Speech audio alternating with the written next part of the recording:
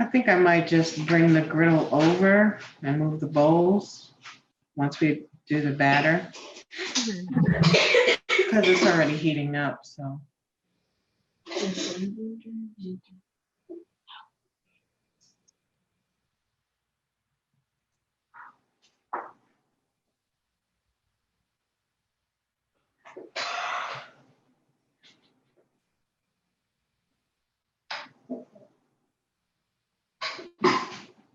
Okay, everyone, welcome to First Foods. My name is Desiree Kane. I'm a Miwok Two-Spirit living here in occupied Arapaho territory in Colorado. First Foods is a program led by and made for Indigenous people and our allies who are ready for a new day for old ways. We'd like to thank our partner, Ibex Puppetry, for the ongoing support as we build this program that makes critical knowledge available for the culture bearers that hold the oldest knowledge on the continent. Something so many of us need at this time. So tonight's class is actually a cooking demo. And I'm gonna let Brooke tell you about our amazing artist and Indigenous chef who is joining us and what she has got cooked up for us tonight.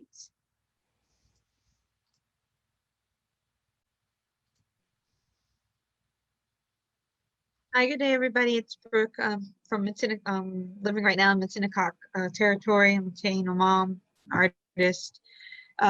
Today we have Carrese Gullo from the Eastern Cherokee band. She is an artist and chef specializing in traditional and contemporary Native American arts and food. She studied at the Institute of American Indian Arts and the New York Restaurant School. Carrese was also the co-owner of Native Sisters Harvest Caterers, a staple in New York and the New York Native scene for over 20 years. She also worked for the American Indian Community House for many years and sat on the board of directors. Currently, she's a chef at the hospital in North Carolina. So that's going to be our guest teacher for tonight, Carrese Gullo from the Eastern Cherokee Nation. Carrese, would you like to please introduce yourself? And we'll let you take it from there.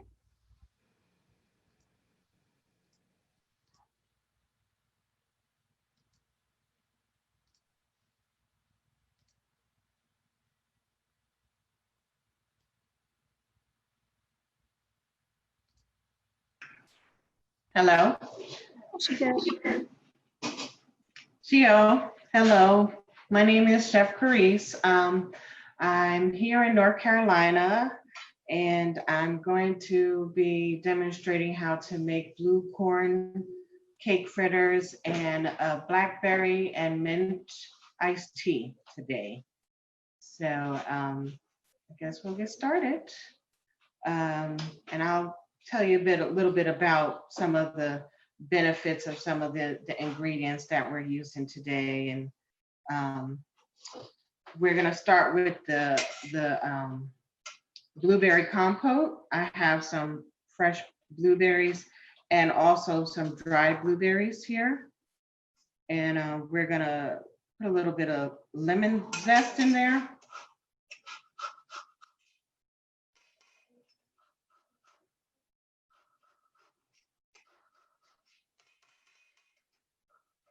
And I'm gonna add some sugar to it to sweeten it up. Today I have coconut sugar. And you can juice a little bit of the lemon juice into it also. Carrese, did you say coconut sugar? Yes. It tastes really good. That's like about half a cup.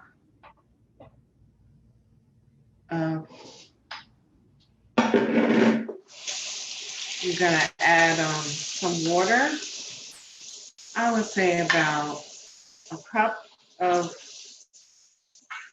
water. Well, Holly, I have my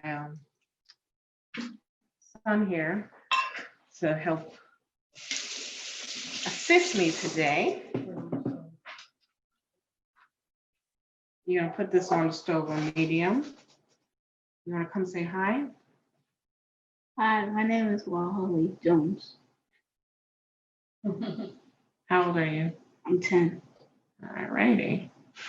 Thank you.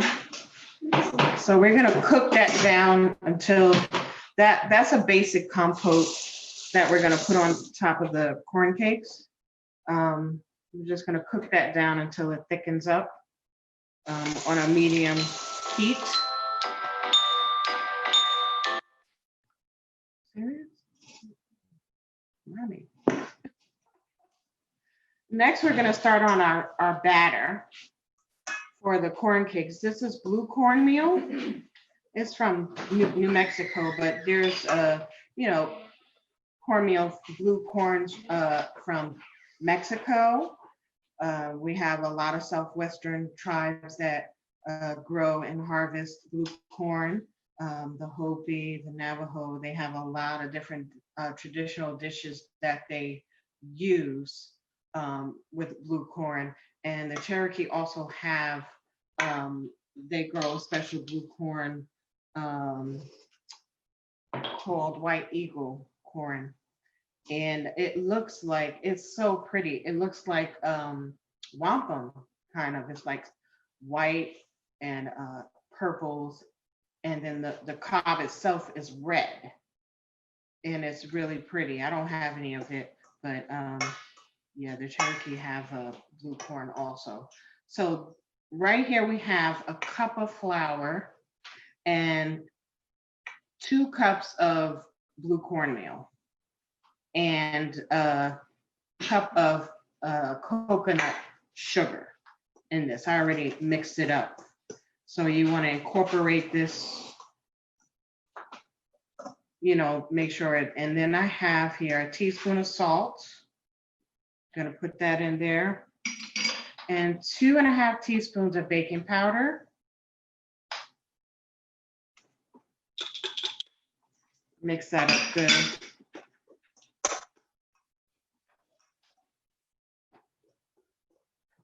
And then we have 2 eggs. Large is fine. And then I'm gonna add some milk. Start with 2 cups. This is a half cup thing. I'll do 3 cups. 3 cups of milk. And then mix that well.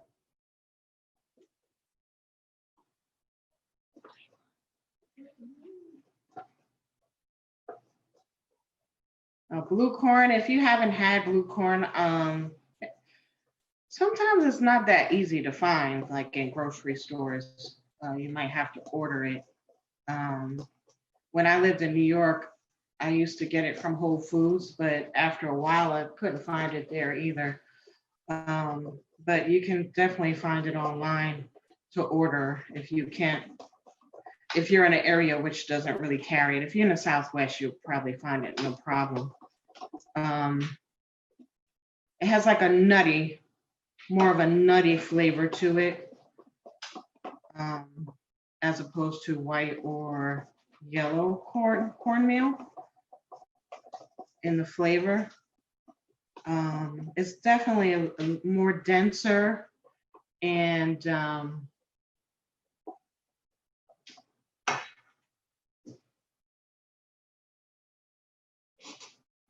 you can hear me still? Hello? Yep, you're good. Okay. Yes, we could hear you, but your other camera's back on. Don't worry. Okay. Yeah. I don't even remember what I was saying, but okay. So this is basically ready. We can let it sit for a moment and check on our compote and see how it's doing. Get a spoon to just stir it up. My assistant there. The corn definitely is like one of the most important staples in Native diets. in for a lot of tribes across this northern hemisphere. We use it in so many, I mean, drinks, breads, tamales, all types of dishes we use corn in. We use it in ceremonies. It's just the possibilities, and also the husk. We use it for different. We use it as a tool to wrap food in. We use it to make corn husk dolls. It's definitely an amazing plant and sustenance for the whole world now. You know, that native indigenous ingredients have contributed to international cuisine all over the world. People don't even realize how many indigenous ingredients make famous things like pizza, like tomatoes. They're indigenous to our continent, you know, and those ingredients make a lot of all these other international famous foods delicious, because we have some of the best ingredients, and they're so healthy for you. Like if blackberries definitely have a lot of antioxidants, and so do blueberries. Our friend,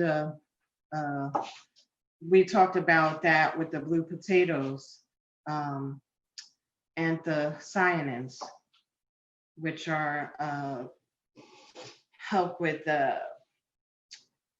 your cardiovascular. They have so much vitamin C, especially blackberries are high in vitamin C and vitamin K.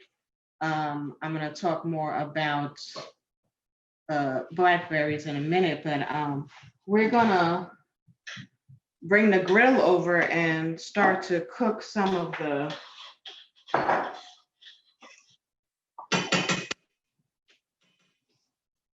corn cakes.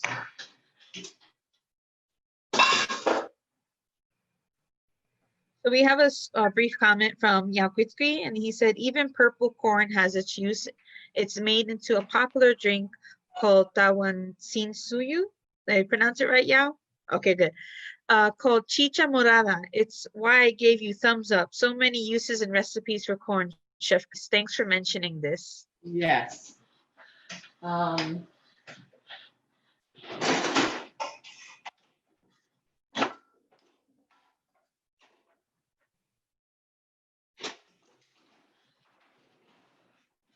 right.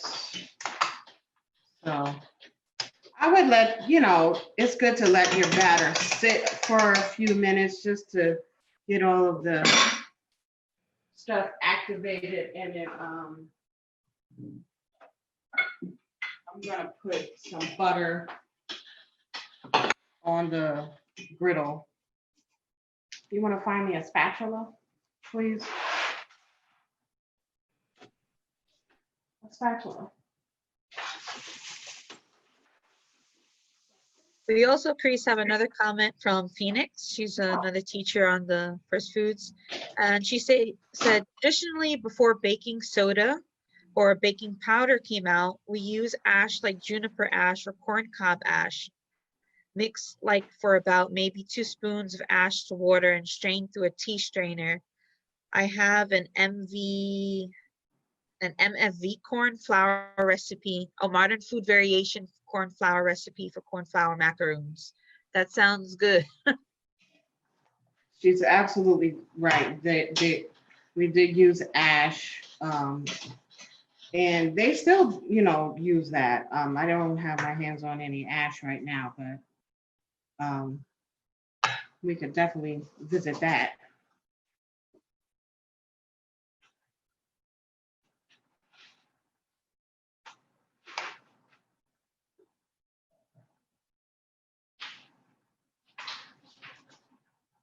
you could definitely use this for pancakes, you know, if you were to like deep fry them, which I really don't really like to do too much, try not to. You would probably need to put more flour in your recipe to for it to hold together more in the oil. So, but I prefer to use the griddle for these kind of cakes. So you just, when it's like pancakes, when you kind of see it bubbling a little, you want it to brown and get it nice and brown and crispy on the edges, and then we'll flip them. And our compote should be ready soon. Well, Holly is tending to it, stirring it. I hear it bubbling over there. How's it doing? Okay. So, you smell that? I know y'all don't, but.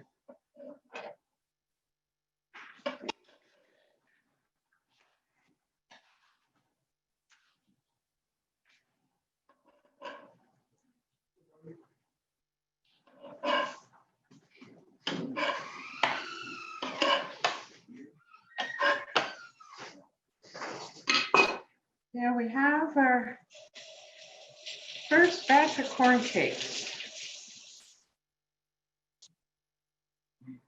And you can add anything you like to it. You can put blueberries in it. You can put fresh corn in it. It's very versatile. These are plain because we're going to put the compote on top, but you could definitely add anything into the batter that you would like. Sometimes I do like to put blueberries because it gives it a nice color to them. You can make them smaller or larger, and you just want them to crisp up a little bit. They're almost ready.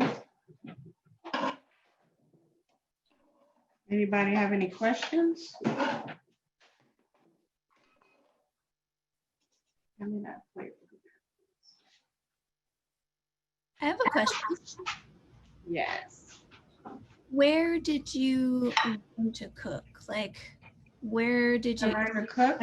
Family members, or where did you learn to cook? Well, I come from a family that everybody kind of like centers around the kitchen. And my grandmother cooked from scratch, and my mom cooked from scratch. So I was always around, and I always had an interest in watching and learning. And, my father also liked to cook too.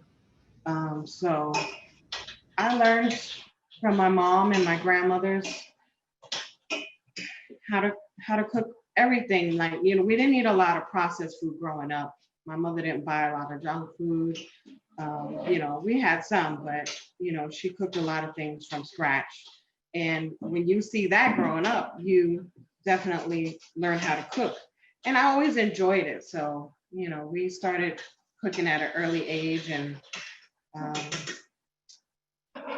that's how I began my interest in cooking, from learning from my family.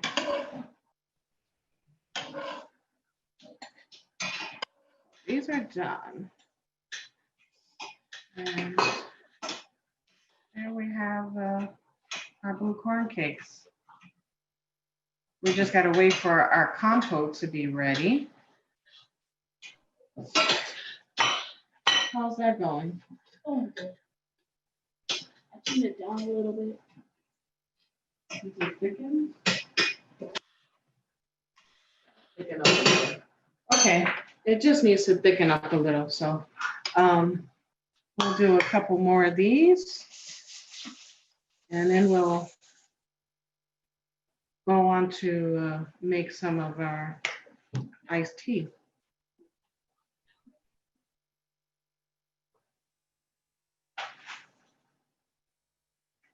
I love making blue cornbread too. it just has so much. I mean, I like regular cornbread, but I like blue cornbread because it just has I guess the density and the texture it has to it is so good. And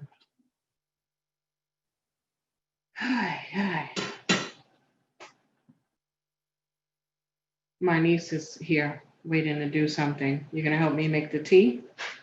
You wanna come say hi?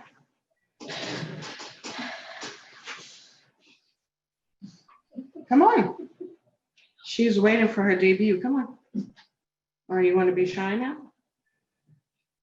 Well, that's why Layla over there.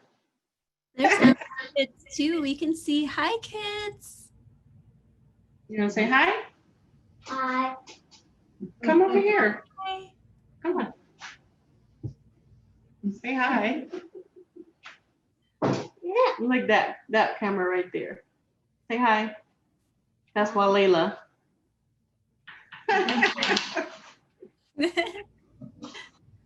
Yeah, they help a lot in the kitchen. My nieces like to cook. My son does too, but they definitely always want to come and help me. Can I help? Can I help? So they're going to be definitely good cooks. It's getting passed down for sure with them. We're just cooking that compote down and,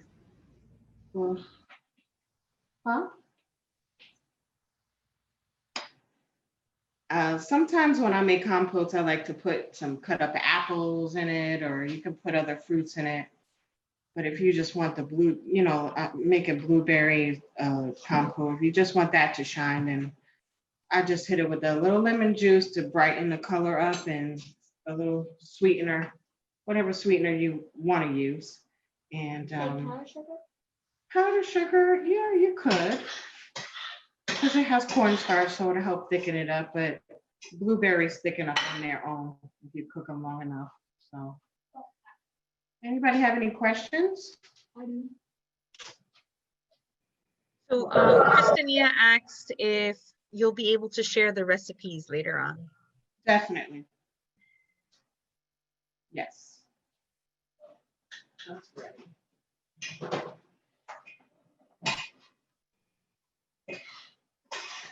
Well, I'm also curious, Carrese, how does it, I guess, like, feel or any experiences you've had, like, how does it feel being a Native chef in the food industry, where Native chefs are largely a very small minority of the food industry and the restaurant industry in itself? Like, how does that feel? Or can you tell us about having that experience? Well, most of my life I've cooked in New York, and I think that in New York people appreciate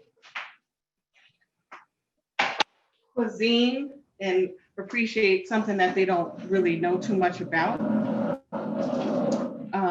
They don't realize that we have a lot of our cuisine is so vast, and we have so many indigenous ingredients here in North and South America. So, I mean, I had a good experience in New York as a Native chef. People, catering all those years in New York. I worked with a lot of different people. I had the opportunity to go on the Food Network and do a segment like in 2000, I think.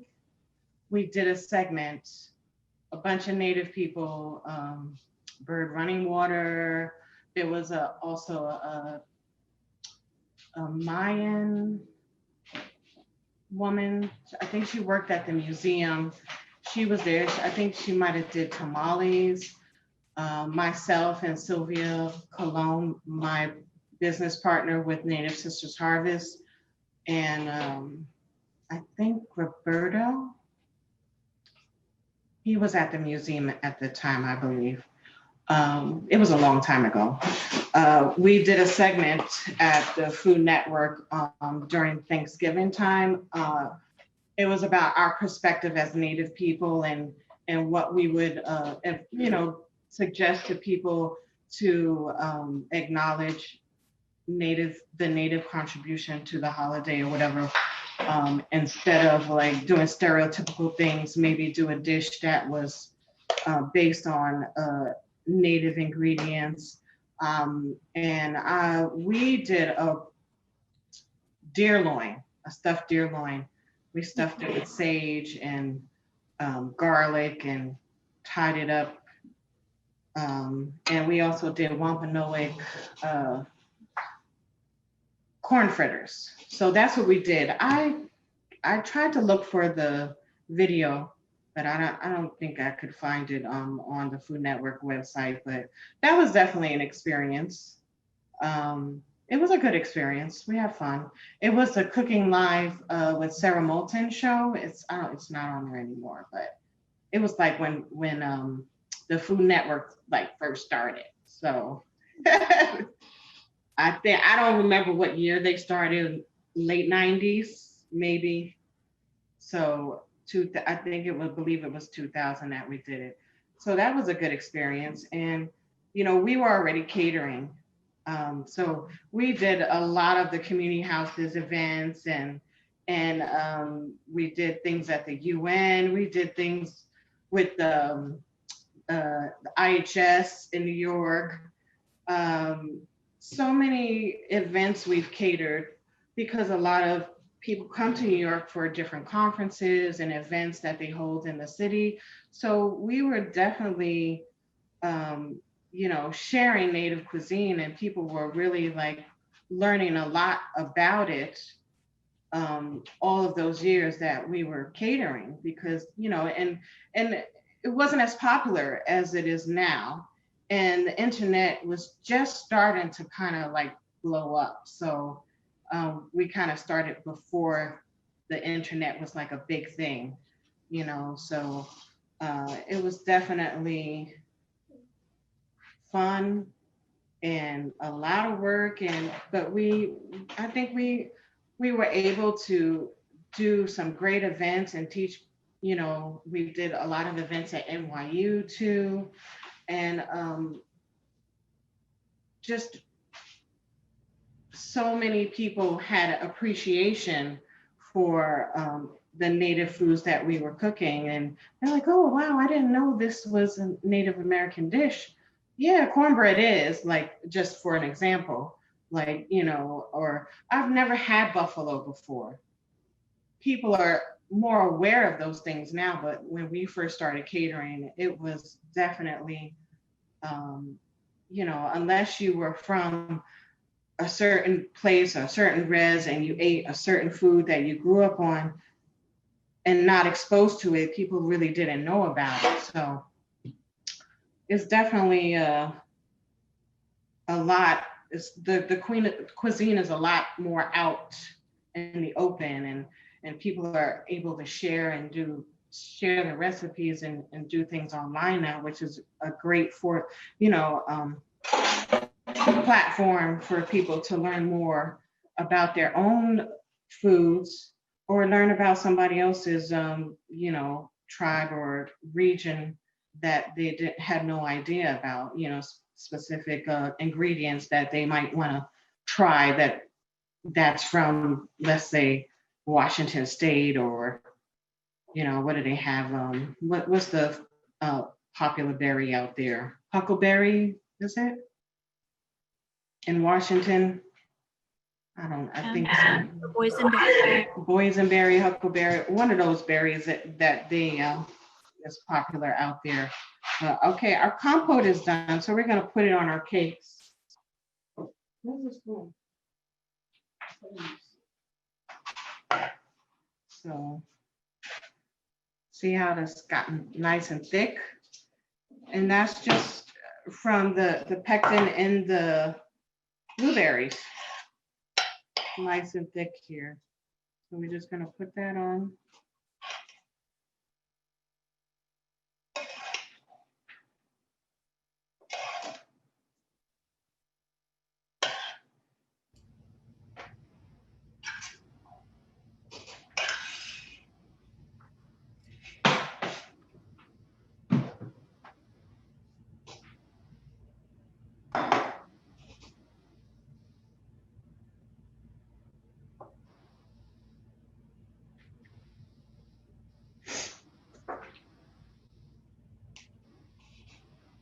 And there we have it.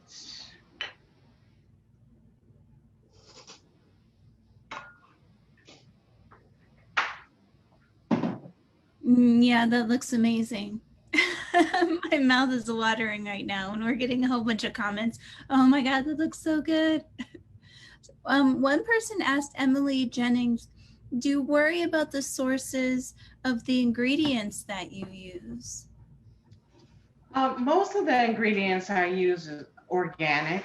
Instead of using regular sugar, I try to, especially if I'm doing an event where I'm serving native foods, I try to use more natural ingredients.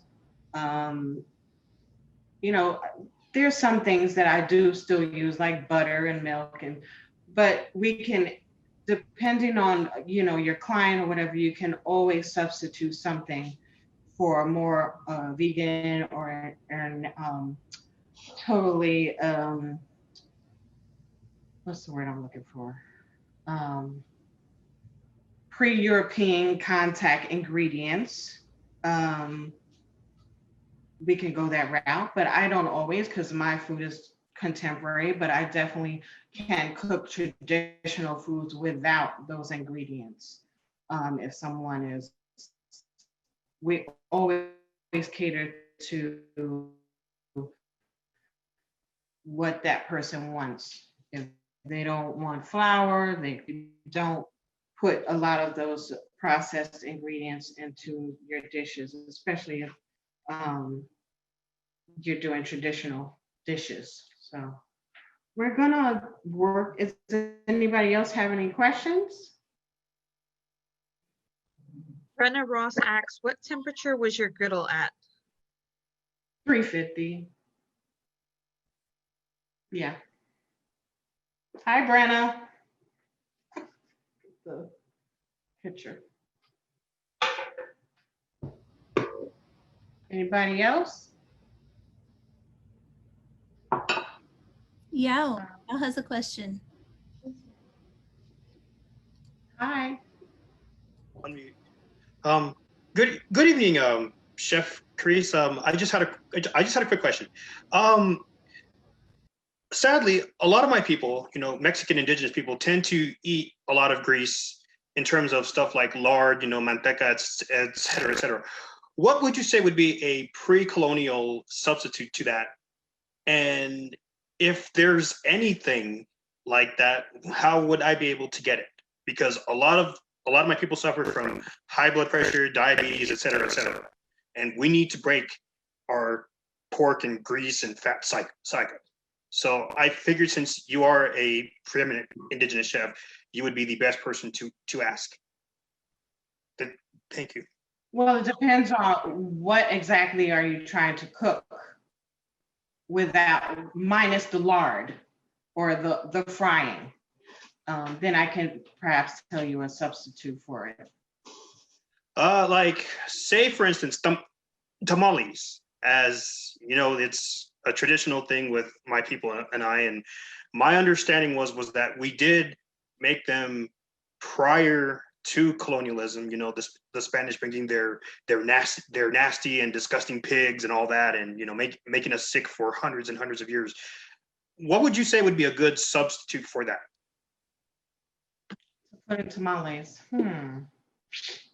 That is a good question. Substitute for lard. Could they use duck fat? I mean, That's a good one. I would think alternative fat, but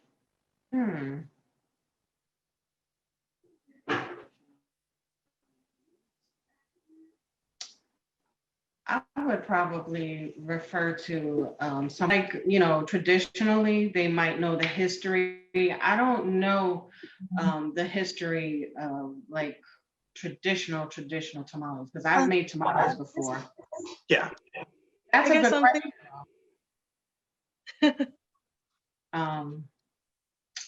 I'm trying to think something that would emulsify in, because you kind of like you're whipping it into the corn, the masa.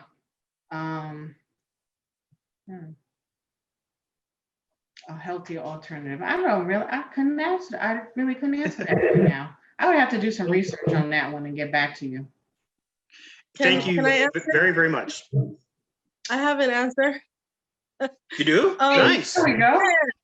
Okay, so for Inde, and I also know, I think for Diné, the Navajo, and Inde Apache, when we make tamales, we don't put lard in it. We just, traditional ones, it's just water, salt, the ash, and the corn flour.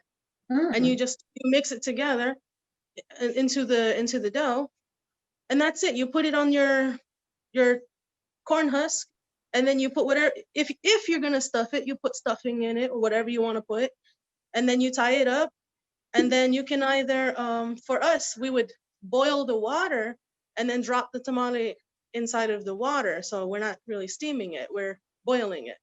And because if you're using regular corn flour, the ash will nixtamalize it. The ash will change it into the, you know what I'm trying to say. It'll change it from regular corn flour into the masa flour. Now, if you're using like corn masa dough that's already been nixtamalized, then you can I just mix it with water and some salt and maybe some chili sauce if you want to put flavor in the dough, chili sauce, or like sometimes I would put oil, but actually I haven't put oil in them in like, I don't even know. I don't put oil. But that's how we would make it. We don't put fat in it or nothing. If you put fat, I mean, some people be putting fat because they like the texture or they like the flavor of it. But traditionally for us in the Southwest, we don't do that. We just cornmeal, ash, water, salt, make it into the dough and spread it. And so it's mostly the ash. Alrighty then. Well, thank you very, very much. I can be muted now. I had an answer. So omit the fat. Yeah. Anybody else? All right, well, we're gonna start on our Blackberry mint iced tea. We have some fresh blackberries here, nice big ones. Like I was mentioning, high in vitamin C, Yes. antioxidants.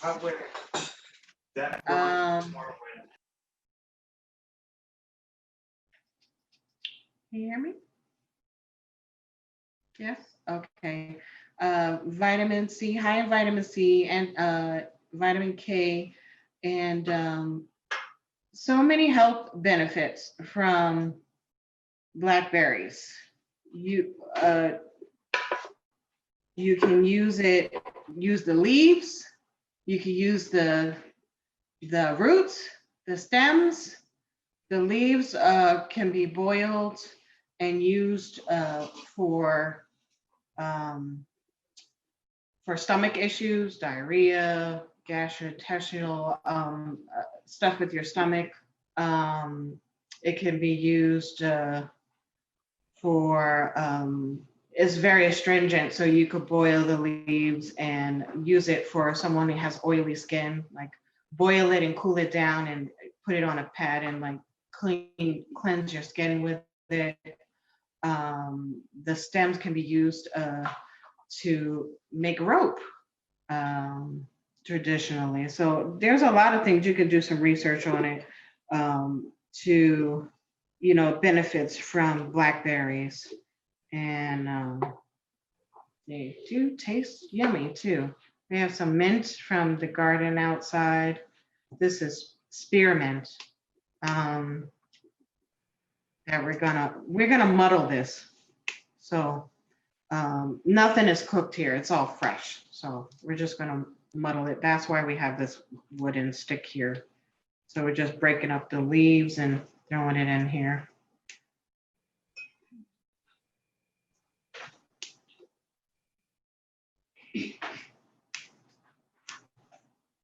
And everybody knows that mint is good for your stomach and your breath, and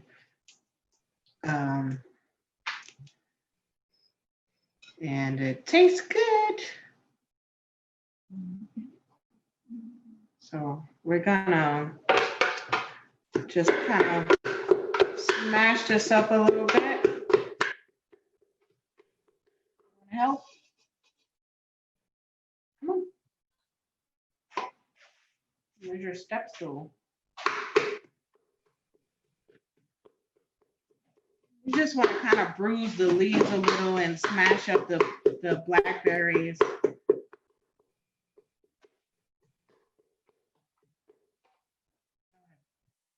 smash it up.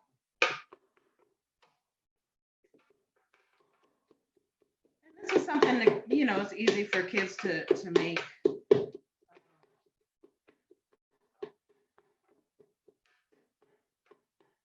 We're going to use agave to sweeten it. You can use maple syrup too.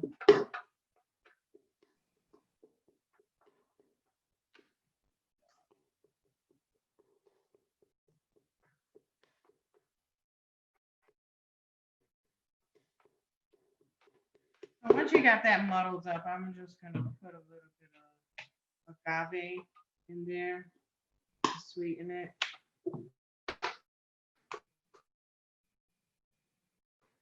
Mix it up. And then we're going to put some water in it. Oh, how convenient.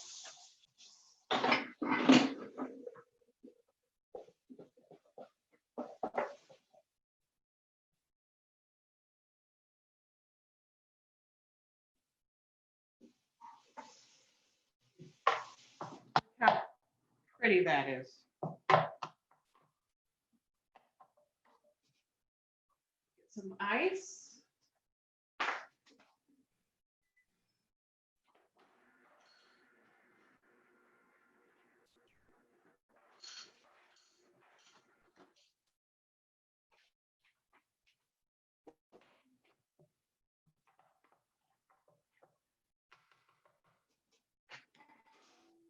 And just pour it over ice.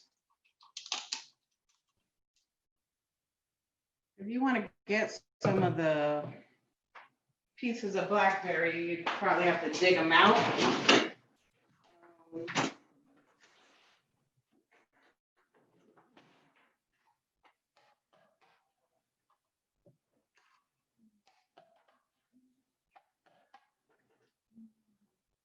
Go. So there we have our blackberry mint tea. And you know, the longer you have it sit in the, you know, sit and brew or cold brew, it'll have a stronger flavor. But there we have our little snack. You ready to taste it? Yeah. All righty. Anybody have any more questions?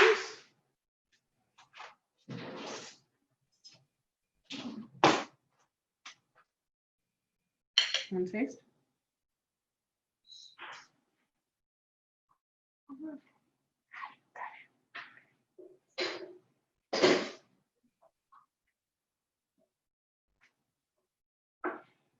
So Amber has been sharing a lot of stuff. I'm not able to repeat all of it, but Amber, if you would like to share about your Haudenosaunee recipes, you've been posting some and talking about pumpkin seeds.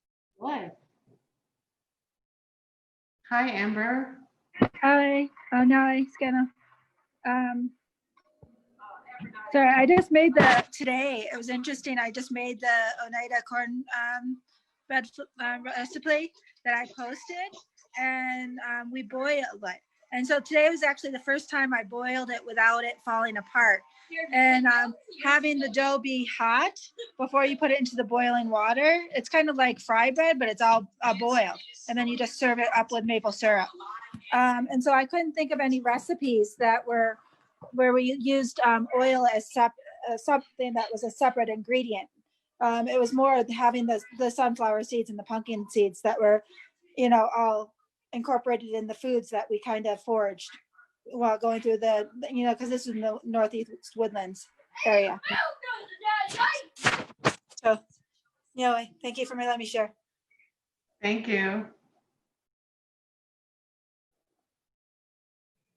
So 2 thumbs up? Was good?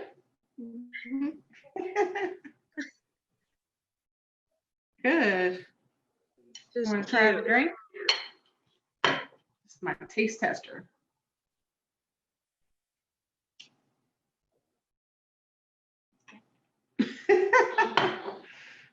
Well, Layla approved. All righty.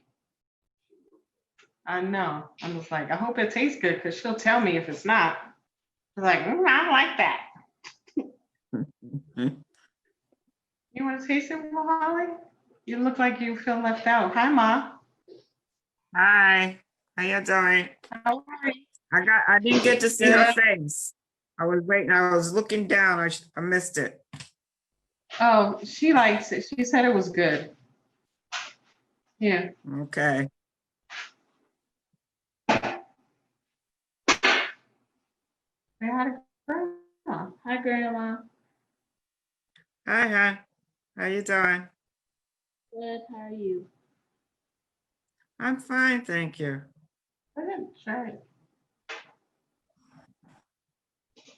I don't have no blue corn and blueberry compote stuff. It's really good. All righty. Kid approved.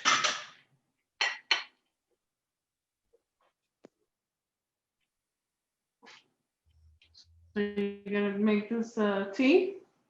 Yeah? Good Sometimes it's hard to get children to try different things. healthy snack. Really good. Yeah. Well, when it looks appealing, it helps. And, blueberries, and if it looks like a pancake, a mini pancake, so they're definitely enjoying that. And a purple drink. Who doesn't like a purple drink? You can also do this with strawberries. Like we did a strawberry drink last time, mash it up or muddle it, or any kind of fruit that kind of, smushes up well. You could make a fresh drink with water and honey or maple syrup instead of processed sugar. It's sugar nonetheless, but it's not processed. So you can always use those to sweeten it a little bit if you want to give it to kids. So yeah. I I think that came out pretty good. made this recipe this week after watching you make it for the other Ibex puppetry show that you did. I watched you make it and I was like, I'm gonna make that. That sounds so good. I used a spritzer in it though, like a blueberry spritzer, because I didn't have access to blueberries and I was trying to it was really, really good with the agave. I used blueberry agave. It was delicious. Also, just for the class, we have planned a whole bunch of stuff around first families.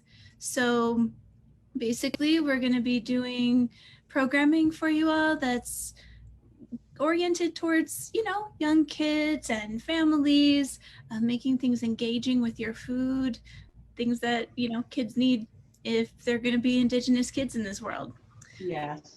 I don't know, Brooke, did you want to maybe give a preview of what we're doing this month?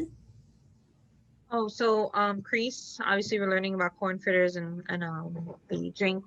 But the next week, I believe we're going to be my scheduling is sometimes really off and bad. I'm being put on the spot when it comes to calendar stuff. Desiree's usually my calendar person. You can ask her, I'm awful with it. But I believe next week is Emma, right? And Emma's going to be showing us how to make felt toys, native food toys. That sounds fun. That's going to be really cool. And then after Emma, we're going to have Mary, and she's going to be showing us chaga berry smoothies with fruit leathers. There you go, fruit leathers. And then after that, we're going to have Yvonne Dennis, and she's going to be talking about basically playing food games with all of us. So let's see how versed we are in Native food culture, because she's going to quiz us and have lots of games and riddles for us. But I do want to hand over the mic to a couple of people who are making comments. So the first is Piper Lovemore. If you want to ask your question, more than open to ask questions right now. And then Christinia Ayala after Piper. Aloha, chef. Thank you so much for sharing this delicious looking recipe with us. Hello. Yeah. I'm wondering if you use the blackberry leaves in with the tea along with the spearmint? No, I only use mint Okay. this time. It was just the mint and the blackberries, but you could definitely incorporate that into the drink if you wanted to make it that way. Okay, thank you very much. You're welcome. Beautiful girls, thank you for tasting. I was trying to pretend like I was tasting with you. Look at Wahali's face. Wahali's a boy. I'm so sorry, beautiful children, I should have said. Thank you. You saw his face, he's like, oh my God. Don't worry, Wahali, it happens Thank to you. a lot of our Indigenous boys, you know. A lot of our Indigenous boys sometimes get misgendered because we like to keep our hair long. I love your hair, Wahali. It's beautiful. I love it. So after Piper, thank you, Piper, for that comment. Christinia? Well, I'll tell you, Brooke, I don't remember having a question. I don't. But the first thing I thought when I saw Chef Carrese is, you look so very Cherokee. When I went to Colorado State University for a while, and I was studying in the Native American program, and Dr. Dolores Huff was the director of the Indian students for that club. Anyway, and you resemble her very, very much, and then she was good friends with Wilma Mankiller, so Wilma Mankiller came out to visit, and I was really honored to sit and like a child at their feet listening to them talk. Yeah, I can imagine. Yeah. So thank you so much for your presentation. It really went well. I really liked it. Thank you for attending. Wado. My mother, you know, was Lakota, and so we make fry bread. But and I don't use lard. I used to use lard, but I don't use lard anymore. Now I just use generally, believe it or not, olive oil. And I thought it would alter the flavor somehow, but it didn't. No? Wow. It didn't seem to. Either that or I was just so hungry for it that I didn't notice. The only thing I would be concerned about would be the smoking point on olive oil. The smoking point? Yeah. Yeah, because it burns pretty quickly. So yeah, you would have to just do a couple of pieces quick with that, unless you mix it with another oil. If you were going to cook a lot of fried bread. It does taste good with lard, but yeah. I know it does. I know.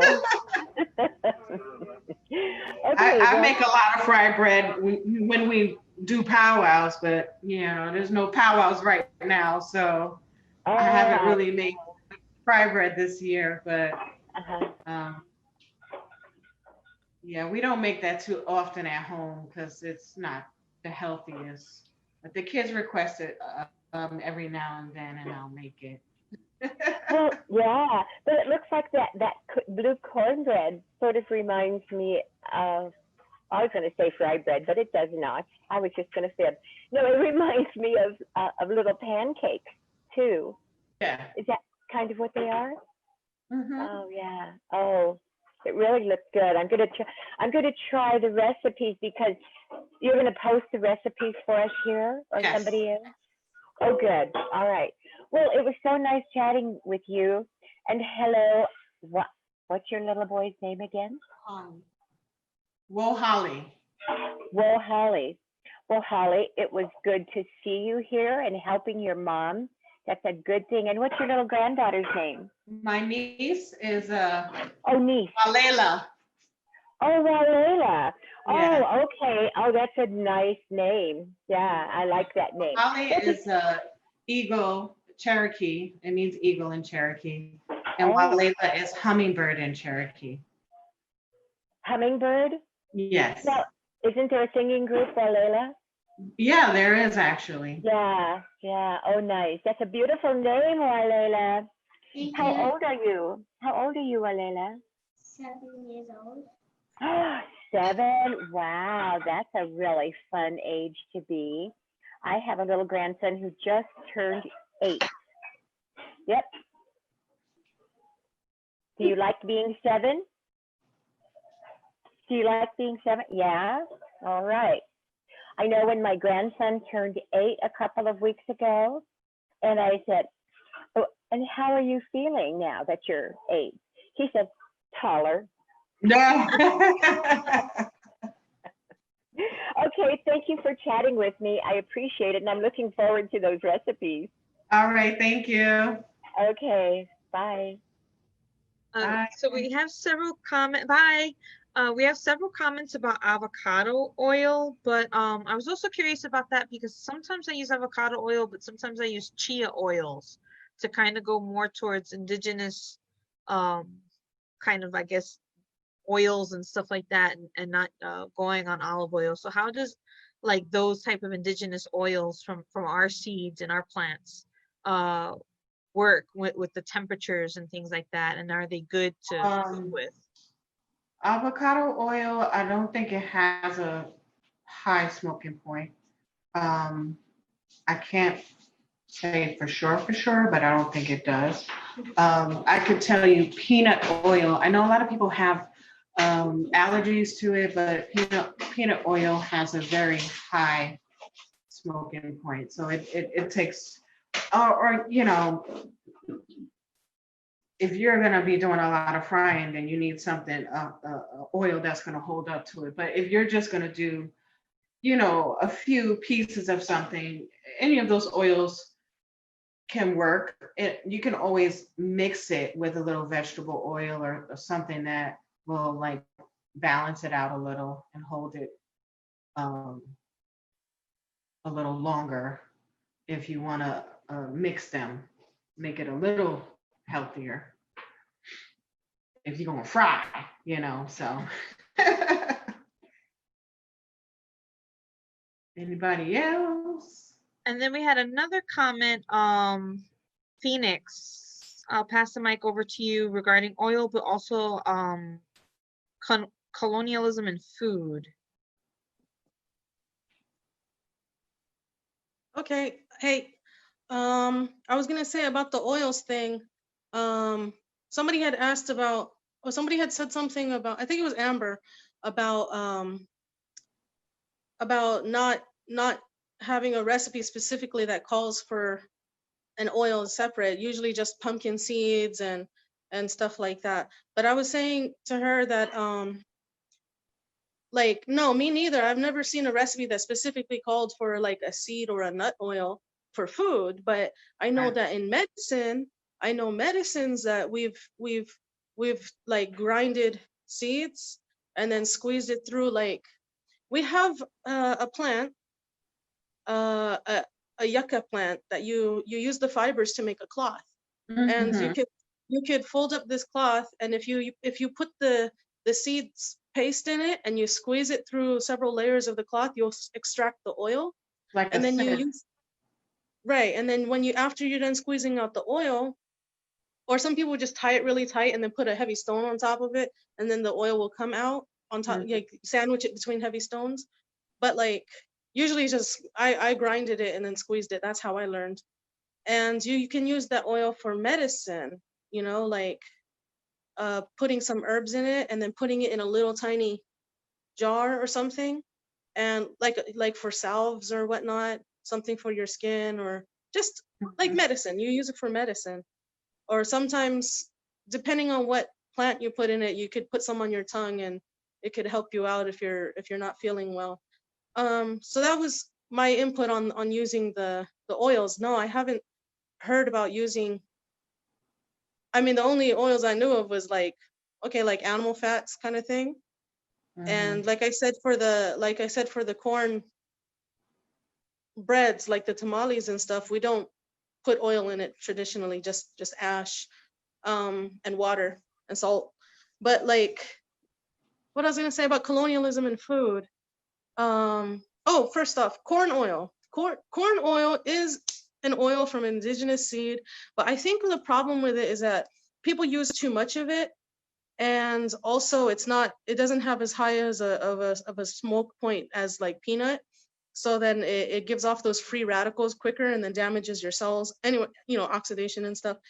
But corn oil is usable, but then you have to ask the question of, okay, is this corn oil that I'm using, is it GMO? Is it grown with pesticides? Like all these mass commercially produced corn oils, just like the corn syrups. I mean, we all traditionally used corn syrups, because the sugar comes out of the corn.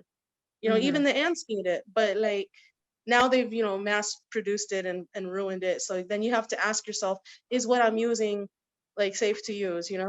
But on food colonialism, since you're a chef, I was wondering, like, what have your experiences been with colonialism and food, colonialism and appropriation in indigenous foods? Have you experienced something where somebody was appropriating, or like how they did with the avocado toast, and like what they're doing with the fathead bread? Because I just found out today, I think it was today, that fathead bread is a post-colonial traditional bread that was made by the indigenous people in South America, called, I think, pan de bono, probably butchering that pronunciation. And it was made out of like yucca flour and corn flour, and then with some introduced ingredients like cheese and butter, and of course they put eggs in it, and that's how they made this gluten-free, like, soft bread roll. But some communities down there, I want to say it's Colombia, I can't remember which area, but some communities don't even put yucca flour. They will put seed flowers from like these nut trees, or they'll put like nut flowers from those nut trees, or like seed flowers, and then it would basically become what they call keto fathead bread. So these breads have been taken, and then in the US, somebody's marketing it as a US invention of fathead bread. They're calling it keto fathead bread and gluten-free fathead bread. So with you as a chef, what have your experiences been with like somebody taking something and then like renaming it, like erasing the indigeneity of it, and then, have you ever come across that and had to address it? Not personally. Being that I worked for a Native American organization, and I've worked with a lot of the Native community in the city, I didn't really have to deal with that. I don't, that I can, remember off the top of my head, because I was, so immersed in the community that I didn't really have to deal with that. So, but I mean, I see things online, and I see people trying to make different dishes that I'm like, a lot of these famous chefs going to Mexico and learning all of these traditional moles, and going to the Southwest or wherever, Native communities, and taking these dishes and bringing it back and doing their own thing with them. Like, you see a lot of that, especially on the Food Network and online. But personally, I haven't dealt with that personally. Oh, that's good then. Yeah. I'm happy for you.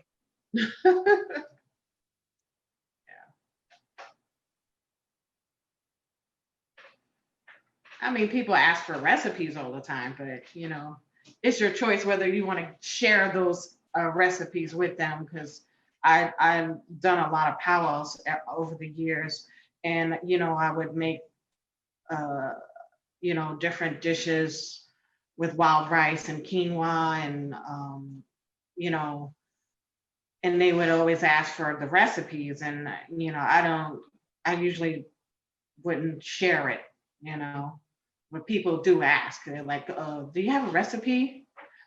We do get that. I mean, that kind of, you know, could definitely be something to think about as far as people trying to take from you, asking for recipes when they go to cultural events like powwows, or if I cater something, you know, they kind of ask for recipes, but I usually give them a general recipe, or I'll tell them to look online, but I don't give them a detailed recipe. If it's something that they could find, then I wouldn't, but that's about it. Yeah, I recently came across something like that. Somebody told me, I've always wanted to eat Native American food. Can you like tell me how? And I'll be like, never eaten Native American food. She goes, no. I said, well, you've eaten like tacos and stuff, right? You've eaten like because she always ate at this place called Chipotle. I said, you eat at Chipotle, right? And she was like, yeah. I said, then you're already eating Native American food. And she goes, yeah, but I want your food.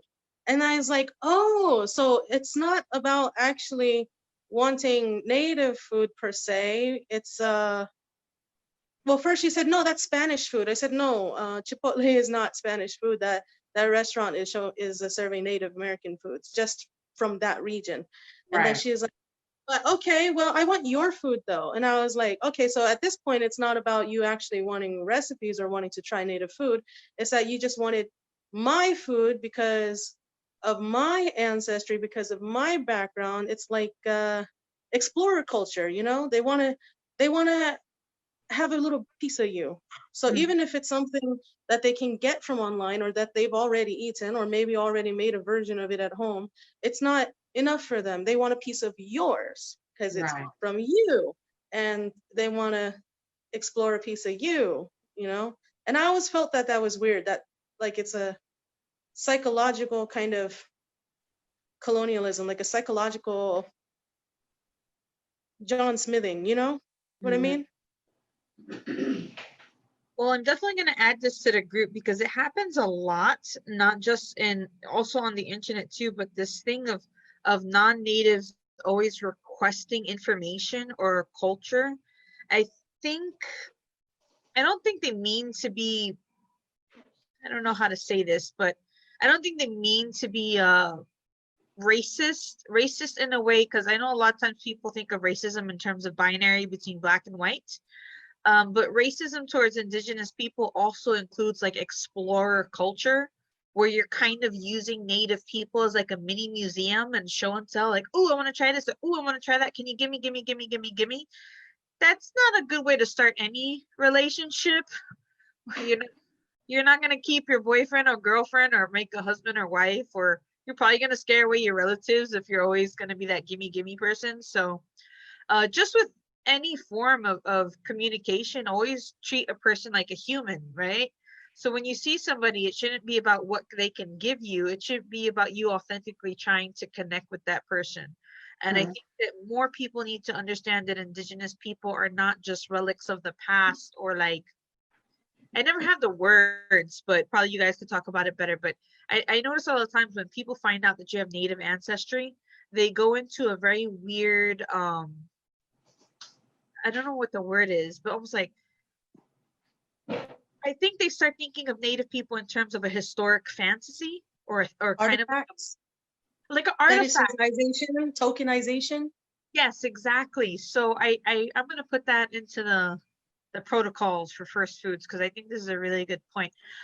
Just sharing some comments. Christinia said, I've heard so many Indigenous folks say that various Indigenous restaurants' their food is Americanized as they can't handle the real deal. That's interesting. So do you think that Native food can make it without being Americanized, or do you think that we have to have some type of Americanized either style, technique, or palette or stuff like that to make it? Well, you probably would have to have some contemporary stuff or something more palatable to people that are not used to certain things. But I mean, I think it would be up to the chef whether they want to compromise or do something non-traditional or use ingredients to placate to a bigger audience. But I think it would do well. I don't see why it wouldn't. People are very health conscious nowadays, and they wanna have that experience of tasting native foods and how we prepare them. So I don't see why it wouldn't. If you have a good location, I don't see why not. Yeah, I agree with you. I think that right now, because we're in COVID and a lot of people are turning towards more regional, local, organic, more sustainable food systems, I think even more so now people are relying on traditional food methods and looking towards Indigenous people for the answer, because I've said it before in this programming, first foods and our food ways and how we consume it is very tied into the lands that we're from. So I agree with you. I think that it's just a learning curve that most non-Indigenous people have to meet, but we're there. We do have another comment from Yao. He said, calling places like Taco Bell and Cafe Rio Indigenous food is like calling Panda Express real Chinese food. I have to agree, and I did read an article not that long ago. I don't know if you read it, Carrese, but they said that Taco Bell was the #1 Mexican spot in the United States. Wow. Get out of here. That's crazy. Of all places, really? Have you even ate that before? One time. One time, okay. Yeah. Yeah, pretty much. It's pretty rugged. That's that's pretty bad. I mean, Yeah, I think it's like a colonized imitation of Indigenous food, because like they did with the avocado toast, or like they did with the quote unquote fathead bread, that name itself is bothering me. Like what they did with these, they just take things from Indigenous people and then like rebrand it as their own, like they did today with that guy who copyrighted the inoculation of wheat lacoche mushrooms. Oh yes. What? They just take Indigenous things and Indigenous techniques, and then they make a imitation of it, colonial imitation of it, because they're always trying to do something like Indigenous ways are not good enough for colonial people. So they take what we got and then they quote unquote have to improve it according to their way, what they think is improved, and then after that they capitalize on it. Yeah, that's what they want to do. They want to market it, so that's why they want to make it so they can process it quickly and put it out, and it loses its real essence when that's done. Disconnects it from the earth and the people and the spirit. Disconnects it and just like, how do you say that? When they make it like machinery, like robots.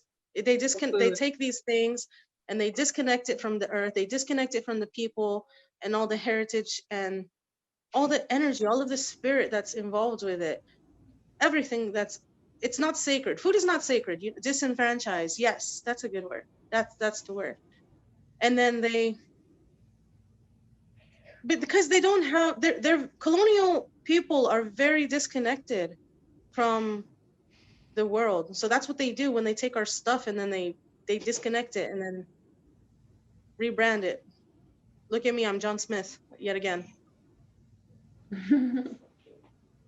Oh my God. It's really Wait, bad. Lakota thing. I didn't that's know bothersome. that. I just learned about that today. I did not know that he put a patent on it, you said? Yeah, this guy, he has this company called Mushroom Mike, and I forgot his last name, but I believe it's like a Polish last name. And he has an LLC company, and he is being credited as the first person to cultivate corn truffles, aka huitlacoche. Oh my God. And I'm like, indigenous people have known how to grow that for a long time. Like they would leave a section of their plants that would just get it. They would leave a section of their plants that they know will get it. And some people had responded to me earlier when we talked about it, about how she has seeds that are only, whenever they grow, they will only grow these mushrooms, So obviously you have people from Mexico, south of the border, and then and from the Southwest that already have been growing it for maybe generations, So then you have this guy who's doing food colonialism and he gets a patent on it,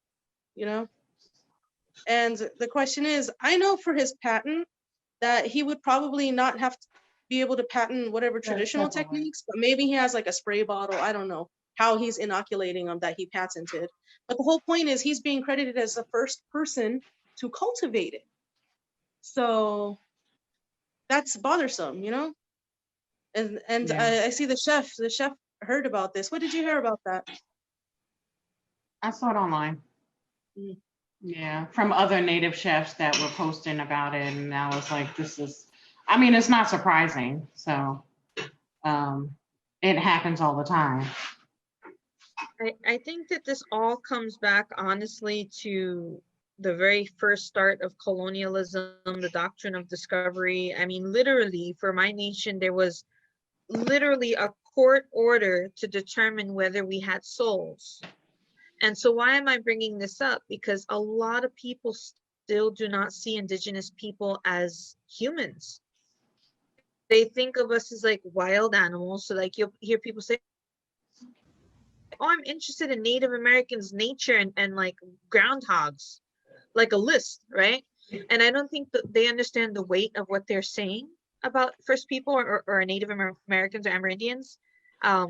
So why am I saying this? Because at the end of the day, when you don't or you dehumanize somebody, you can't see or acknowledge, and you'll always refuse to acknowledge their cultural inventions and their technology, because you're always placing them in that weird thing of othering animal, which is just awful. And a lot of people operate like this, and it's not even, it's something that they do as secondhand nature because they've been taught through colonial education that indigenous people are just part of the flora and fauna, which we all are. That's the crazy thing, is everybody on earth is part of the flora and fauna. You can't eliminate yourself from the earth. But when it comes to food systems and appropriating and grabbing culture, it's like fair game in their brain because they don't see us in a weird way as equal humans. And it goes back to that very first interaction, of considering us to determine whether or not we had souls. And it just all comes back to that weird, awful circle.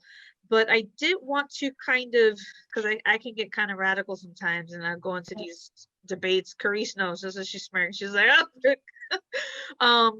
But Arthur Deermilk, he asks, how many years have you been in the culinary business, and do you see Native cuisine taking a huge step forward into the mainstream someday? We are also very proud to see our indigenous people take on professions in the food industry. I've been cooking for about 25 years. Yeah.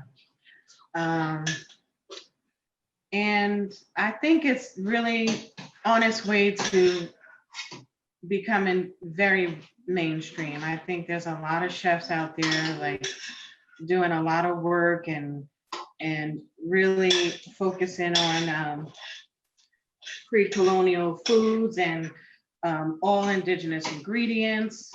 A lot of it's contemporary, but we're using a lot of ingredients that are local to the area that we're in. And I think that, you know, I think it'll be something that people can really appreciate, because it's a lot of the ingredients are things that people are familiar with. They just don't realize it's native ingredients that are indigenous to here, you know, to these lands. So we have to reintroduce it in a way where they're like, oh, okay, this is Native American food, and it's healthy, it's good for you. So I think it's on its way now. So we'll see what happens. Is there an indigenous school where you're going to be leading in the future? Are you going to be leading this revolution? Are we going to open up an indigenous Carrese school? And I'm working on something. Like I want to do something. So I'm there. I'm going to be a first. We're brainstorming about what we're going to do, but you know, that was my goal for moving down here to do something. So that entails the native cuisine and art too, because my brothers are artists, my sister's an artist, and a pastry chef. So like we have a lot of, you know, talent that we can use to present something. So, you know, we're working on something. You'll see what happens. Well, we're here to support you. First Food's got your back. We'll just blast you all over the place. It's Carrese. I'll be happy to do that. Thank you for having me. And I have something to say. You, Sorry. Also. Sorry, my internet. Sorry. It's okay. The Hello? internet has been choppy. Yeah, you Yeah. can go. I thought she was done talking because it was quiet on my ends, and then I started talking, and then her voice started talking really fast, and I don't know what's going on. Sorry, I didn't mean to cut you off. I was gonna say it for Arthur Deer. I think he was talking about if like native. Do you see a future for native food coming into the mainstream or something? And I have some reservations about that kind of question because, like, for example, okay, my people's from the Southwest. We're from Arizona, New Mexico, Chihuahua Desert. So that's also in what is northern Mexico, the country of Mexico. So like, you know, my grandfather was from Salt River and Gila River in Arizona, and then my grandmother is Apache, you know. So like our food, people call it Mexican, and then when they call it Mexican, they call that Spanish. So the problem is native food really actually is in the mainstream already. It's just it's more of the Southwest and what's south of the US border that's more in the mainstream. And the problem with that is because of colonialism, they've like done like a paper genocide, a paper ethnocide, I should say, on it. And they've done this psychosocial like ethnic cleansing on it. So now everybody associates it as Mexican food and associates that word with being Spanish, which is European, or Right. Latino and Hispanic, which are also European. So the thing is that now I think that like for more north and east, like your people and you know the other nations that are outside of the Southwest, outside of the desert areas and stuff, I think your guys' food is not really on the mainstream. I think your guys' food is more yeah, not really as on the mainstream than what people that are quote unquote Mexican Spanish food. That's what they do to us. Like, because for my people, we'd be making what would be known as tamales or pozole or tortillas, and like we make these things. It's part of of our indigenous foods, you know, they are pre-colonial ancestral Right. foods, you know. But it's all associated as European. So Yeah. that's what I was going to say about what Arthur Deer was asking, is that our food, indigenous food, technically is already in the mainstream. It's just Yeah. reclassified as white. It's just reclassified as European, as Spanish. But it's the northern people, I think, needs to get more with the wild rice and the banahas, the Cherokee bean breads and stuff. You get that more known, Right. you know? Like I said, the ingredients are out there and people use them, but they don't realize they don't know our traditional dishes, and they don't realize what they're eating or what they're making, where it comes from originally. So, and as far as like the Southwest, they separate the people from the food. So that's why, you know, they don't realize that that is indigenous people's foods that they're eating. They label it because you know, the Spaniards put some Spanish on it, and so now it's Spanish food, you know. But Right. And I think that's one of the reasons why Southwestern food became so mainstream and popular, is not because people were associating it as indigenous, they were associating it as being European, as being Spanish. And that's why I think it became more acceptable quicker, is because of that Latinidad, La Raza, like genocide, ethnocide that was done with the food. So then people would say, well, these are Latino foods, these are Spanish foods, and it's okay, you know, because Spanish is a type of white, it's a type of European. yeah, I think that's what happened. That's why quote unquote Southwestern food probably, it was because it was made white, it was whitened. People in their minds, they think it's white. But Northern food, I think, is still considered indigenous psychologically to the people. Like the food is still associated with the people, and that's why you're right, that's why it's not on mainstream. It's crazy. So yeah, that does I just happen. realized that about the whitening of Southwestern food. Yeah, it happens quite a lot. The mislabeling and misidentifying of indigenous foods, and then that gets especially with like Americanismo, which is kind of like when you're coming to the US, indigenous cultures, anything south of the border gets rebranded as non-indigenous. But we do have Yao. He said, quickly, he said, I also dislike how chocolate, something our people give to the world, is seen as being from Europe when it clearly isn't. And I've seen that a number of times, even with paprika that has been bred out to not be spicy anymore, is now heavily, I think, produced in Poland. But our foods are always taken outside of the Americas, rebranded, reappropriated, and then sold for an increasing amount of profit. So do you guys, or Carrese, do you think that we should get I don't know, like reparations on those foods? yeah, Hungarian paprika, right? They don't know it's from a pepper.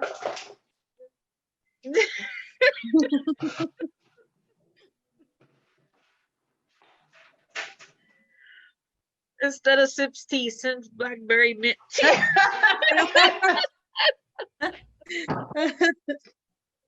They just read it to not be spicy. I have met so many people that will argue, like I've met some people, some of our foods have also been taken over to Africa, like yuca as well as maize. And they'll say, no, this is an African food, this is a European food. Like I've seen even Irish people argue that potato is from there when it's not. There's really a very serious erasure of indigenous people that goes so deep into US colonization that it's just become global. So yeah, even with statements like Yao's about the chocolate, some people think chocolate is from Europe. It's true. In the Middle East, people think chocolate is from Africa because most of the chocolate that's sold to Europe comes from African farms, and that's what is closer to the Middle East, you know. So they think rubber comes from Africa. They think chocolate comes from Africa. They think peanuts come from Africa, you know. Mm-hmm. Yeah. I had chocolate straight off the tree in Cuba. So, like, you know, they don't want to know. They ain't ready. Sips blackberry tea.